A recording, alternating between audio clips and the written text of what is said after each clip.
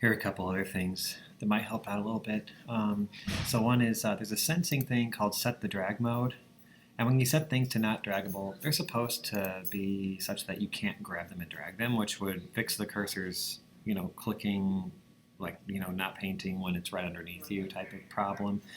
But it would also fix the palette and force it to stay on the side of the screen. Unfortunately, as you'll notice when I run it,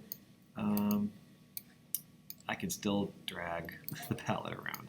So to fix that, it's not a great fix, but kind of works. If I go to the palette's code, see this go to X8Y7, I'll have to drag one in front. Just stick that in a forever loop.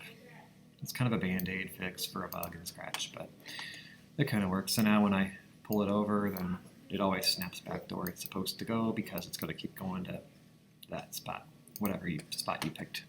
All right, let's talk about day 5. Oh, by the way, don't start day 5 until you've got your palette working. So every color in your palette, I have 1, 2, 3, 4, 5, 6, 7 colors in my palette. You're required to have a certain number, right? So all of your colors should be accounted for in here, okay?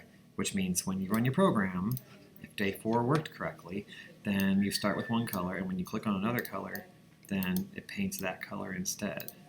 So that's white.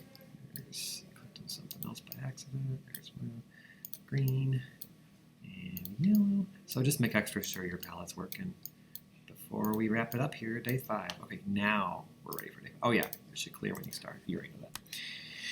If you made your paint program on your computer, which I'm sure most of you did not, make sure you get on the website. But of course you need to share it, right? Go ahead and publish it, share it out. It needs a description, it needs direction. So over here you tell people how to run your program and say something about where you got ideas from or whatever, okay?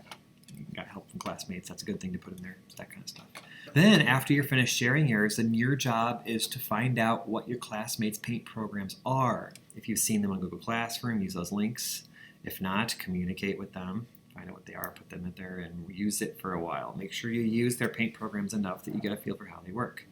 Then you need to go down here to the comments in their project, on their project page, and leave positive or constructive feedback. Positive means I liked this specific thing.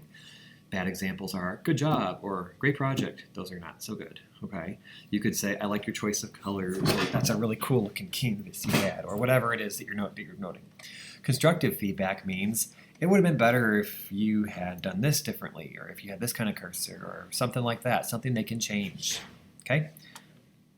After you've gone to all your classmates and done so, you need to go back to your project page. Look at the feedback they left you, and you have to change something based on what you got, okay?